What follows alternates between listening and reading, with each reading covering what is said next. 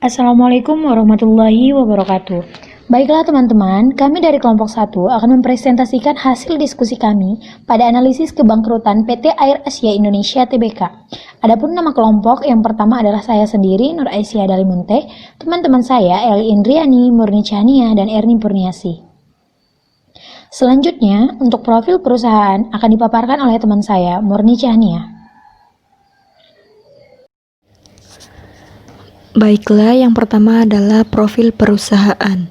PT Air Asia Indonesia Tbk atau disingkat dengan AAID secara resmi menjadi perusahaan induk dari PT Indonesia Air Asia pada tanggal 29 Desember 2017. PT Air Asia Indonesia Tbk yang sebelumnya dikenal dengan nama PT Rimau Multi Putra Pratama Tbk atau disingkat dengan RMPP adalah perusahaan terbuka yang terdaftar di Bursa Efek Indonesia. Perubahan nama dari RMPP menjadi AAID telah disetujui oleh Kementerian Hukum dan Hak Asasi Manusia Republik Indonesia. PT Air Asia Indonesia Tbk melalui entitas anak PT Indonesia Air Asia merupakan perusahaan yang bergerak pada bidang usaha penerbangan komersial berjadwal. Sebagai perusahaan jasa penerbangan, perseroan memiliki 1 kantor pusat dan mengoperasikan 16 kantor pelayanan dan penjualan yang tersebar di 12 kota besar di Indonesia. Perseroan senantiasa berkomitmen untuk memberikan pelayanan memuaskan kepada seluruh pelanggan dan para mitranya. Selanjutnya adalah rumus untuk menganalisis kebangkrutan. Dan kebetulan perusahaan yang kami analisis ialah perusahaan yang non-manufaktur, sehingga rumusnya menggunakan rumus model Z-score Altman, yaitu Z sama dengan 6,56 dikali X1 ditambah 3,26 dikali X2 ditambah 6,72 dikali X3 dan ditambah 1,05 dikali X4. Di mana X1 adalah rasio modal kerja terhadap total aset, X2 adalah laba ditahan terhadap total aset, X3 adalah penghasilan sebelum bunga dan pajak untuk total aset, dan X4 adalah nilai pasar ekuitas terhadap nilai buku hutang. Berikutnya adalah indikasi dari nilai Z-score model Altman. Yang pertama, jika nilai Z-score lebih dari 2,60, ini mengindikasikan bahwa perusahaan sehat. Yang kedua, jika nilai Z-score kurang dari 1,10, ini mengindikasikan bahwa perusahaan berpotensial bangkrut. Dan yang ketiga adalah apabila nilai Z-score lebih dari 1,10 dan kurang dari 2,60, ini mengindikasikan bahwa perusahaan berada dalam gray area. Selanjutnya, ada pemaparan dari laporan keuangan PT Air Asia Indonesia yang kami dapatkan data ini dari Bursa Efek Indonesia dengan tahun buku 2017 dan 2018. Dapat dilihat dari pemaparan laporan keuangan PT Air Asia Indonesia, total aset pada tahun 2017 mencapai 3 triliun 91 miliar rupiah. Pada tahun 2018, total aset tersebut mengalami penurunan, yaitu hanya pada angka 2 triliun 845 miliar rupiah. Selain itu, kita juga dapat melihat dengan jelas utang yang dimiliki oleh Air Asia Indonesia pada tahun 2017 ke 2018 mengalami kenaikan. Pada tahun 2017, utang yang dimiliki Air Asia yaitu pada angka 2 triliun 174 miliar rupiah. Kemudian naik menjadi 2 triliun 806 miliar rupiah. Dengan kenaikan utang tersebut, laba bersih menjadi berkurang, yaitu pada tahun 2017 mencapai minus 512 triliun 961 miliar rupiah. Kemudian di 2018 juga mengalami penurunan, yaitu laba bersih hanya mencapai minus 924 miliar rupiah. Dengan adanya penurunan tersebut, dan kami menggunakan perhitungan Z-score, maka hasil dari analisis laporan keuangan mencapai nilai Z minus 2,57 pada tahun 2017 dan minus 7,98 di 2018.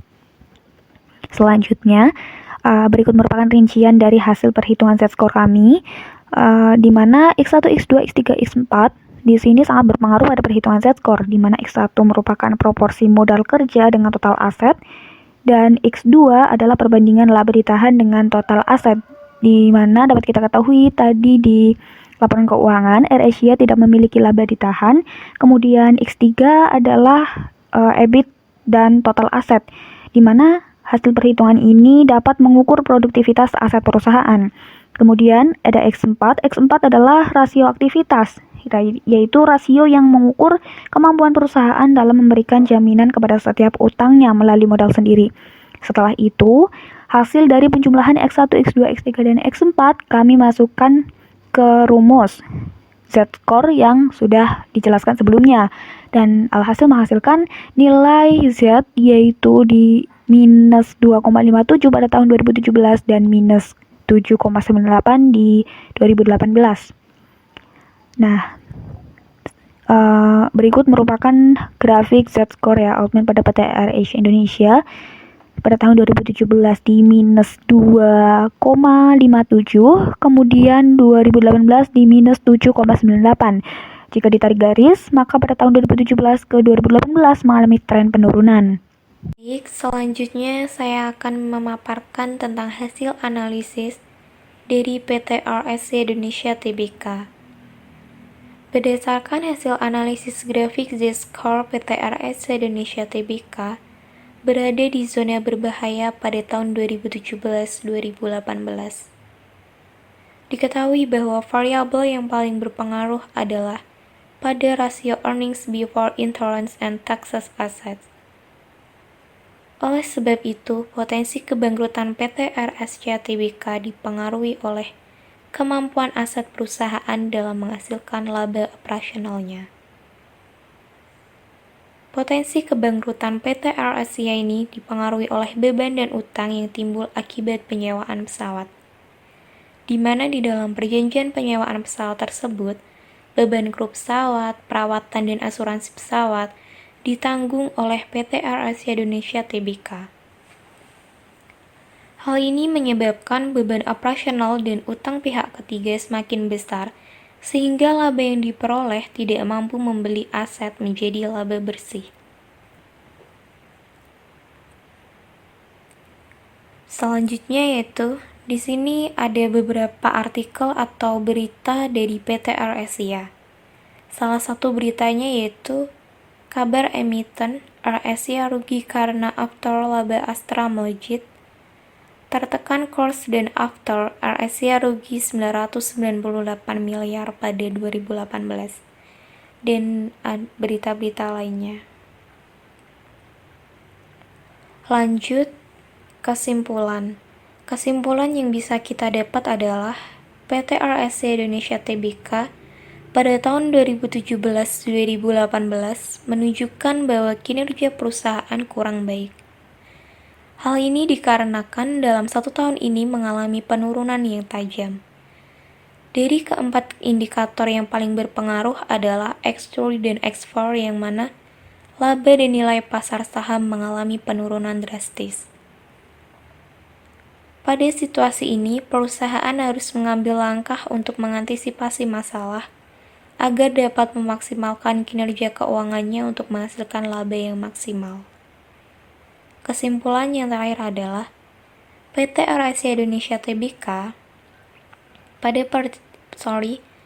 PT AirAsia Indonesia Tbk pada perhitungan Z-score Altman pada tahun 2017-2018 hasilnya menunjukkan bahwa PT AirAsia Indonesia Tbk berada dalam zona bahaya atau berpotensi bangkrut. Pada kondisi ini, pihak manajemen perusahaan segera mengambil tindakan untuk segera mengatasi masalah yang sedang dihadapi. Oke, yang terakhir adalah saran. Berdasarkan kesimpulan di atas, maka saran yang diberikan adalah sebagai berikut. Yang pertama, melakukan pengendalian biaya secara efektif dan efisien untuk menciptakan keuntungan yang konsisten. Yang kedua, melakukan konsep pemasaran dengan membuka pasar baru dan menumbuhkan minat terbang untuk setiap orang, serta membangun saluran distribusi pemasaran yang mudah diakses oleh pemakai jasa penerbangan. Yang ketiga adalah melakukan usaha-usaha meningkatkan citra perusahaan sebagai perusahaan penerbangan berbasis biaya rendah dan kualitas layanan yang prima. Yang keempat adalah meningkatkan keselamatan serta keamanan penerbangan bagi penumpang. Dan yang terakhir adalah serta bagi pihak perusahaan harus memperhatikan besarnya rasio, baik rasio modal kerja, rasio laba ditahan, rasio EBIT, rasio nilai pasar modal, dan rasio penjualan. Hal tersebut menunjukkan kecilnya nilai rasio akan memberikan gambaran mengenai keberlangsungan kerja keuangan perusahaan di masa yang akan datang. Nah, cukup sekian teman-teman dari pemaparan kelompok 1. Mohon maaf bila ada kesalahan. Wassalamualaikum warahmatullahi wabarakatuh.